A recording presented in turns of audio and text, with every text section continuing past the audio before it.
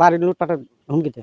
তখন আমরা কি করবো? আমরা অসহায়, আমাদের লোকজন নাই। বাড়িঘর লুটপাট করবে, ভাঙচুর করবে, গরু ভয়তে বিক্রি করে দিছি, গরুগুলা নিয়ে যাবে রাত্রে আসে। বাইরে হইতে পারি না, এই পাশে ভয়ে থাকি, আতঙ্কে থাকি সবসময়। বাইরে যায় যে খানা কাজ কাম করবো, এটা কোনো উপায় নেই। আমাদেরকে আমাদের শ্বশুরের 35 সম্পত্তি এটা ওরা জবরদখল করে নিল। গাড়ছিল তখনও নাঠি ডাং ধরে গেছিল, আমরা কেউ যাইতে পারি নাই। এবারও নাঠি ডাং ধরে আমরা কাটতে গেছিল, আমরা তো কেউ যে ভয়তে যাইতে পারি নাই। আর আমরা বাইরেও নিকলেতে পারি না ওদের ভয়তে। সব সময় আমাদেরকে অনেক কিছু কথা বলে, নাঠি ডাং ধরে ঠ্যাঙ্গে রক কাটিব, এই মহিলাগুলোকে ধরো, বাড়িতে লুটপাট করে নিব, ওদেরকে ইন্ডিয়ায় পাঠাবো। সবসময় এগুলো কথা আমাদেরকে বলে সৈমুদ্দিন মাস্টার, তারপরে আর্জেনিয়া ওর স্বামী, তারপরে সাপুল, শাহজাহান, সোয়েল, ওরা সবাই যত আছে।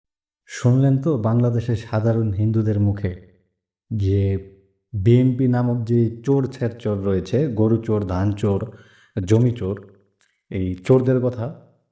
তো এই চোরেরা কিন্তু এখন দিনে দুপুরে মানুষের ধান, গরু এবং জমি এইগুলি কিন্তু নিয়ে যাচ্ছে। বিশেষ করে বাংলাদেশি হিন্দুদের, যারা সংখ্যালঘু বাংলাদেশে, তারা তাদের উপরে কোনো জুলুম খাটাতে পারে না, কোনো প্রতিবাদ করতে পারে না।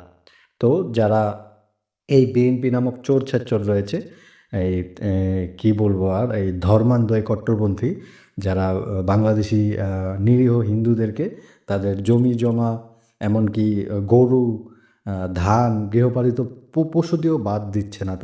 তারা সব কিছু চুরি করে নিয়ে যাচ্ছে। তো এই আবার বাংলাদেশি হিন্দুদেরকে হুমকি দিচ্ছে যে তাদেরকে নাকি ভারতে পাঠিয়ে দেওয়া হবে। বেশি কথা বলে তাদেরকে ভারতে পাঠিয়ে দিবে। তারা যদি প্রতিবাদ করতে চায় তাহলে কিন্তু মেরে ধরে ভারতে পাঠিয়ে দেবে।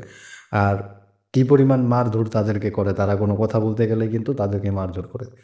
তো এই চোর ছেচররা, এই ক্যাঙ্গারু যে সরকার, এই ইউনূস সরকার, এই ইউনূসের যে বোকাচোদা সরকার বর্তমানে রয়েছে, এই বোকাচোদা সরকারের জন্য এই বিএনপি জামায়াত কী লাফানোটা লাফাচ্ছে এখন দেখুন। এই হিন্দুদেরকে কী পরিমাণ অত্যাচার এখন করা হচ্ছে। এখন বাংলাদেশিরা বলে যে হিন্দুদের কোনো অত্যাচারই করা হয় না, বলবে কোনোটা দেখাইতে পারবে না। এই যে নাগরিক টিভি, যেটা বাংলাদেশি নিউজ চ্যানেল, এই নাগরিক টিভি কিন্তু এগুলি দেখাচ্ছে। তো এখন বলুন আপনারা যে আমরা ভারত থেকে যদি কিছু বলি তখন ওদের পুরো গায়ে লাগে যে ভারত মিথ্যা কথা বলে, ভারতের মিডিয়া মিথ্যা কথা বলে, বাংলাদেশে এরকম কিছুই হয় না। তো আপনারা তো নিজের চোখে দেখলেন যে কেমন হচ্ছে নিরীহ হিন্দুদের উপর, বাংলাদেশের নিরীহ হিন্দুদের উপর। কি বলবো এদেরকে, এই চোরদের আর কি বলবো? এরা এত পরিমাণে, এত বড় পরিমাণে চোর হয়ে গেছে, এদের আর কিছুর বলার নেই। এদের মানে এখন এদেরকে ধরে ধরে ওই যে বাংলাদেশে আওয়ামী লীগের আমলে যেমন জেলে ঢুকানো হয়েছিল, এদেরকে আবার সে ধরে ধরে আবার জেলে ঢুকানো হবে। সময়ের অপেক্ষা মাত্র। বাড়ির লুটপাটের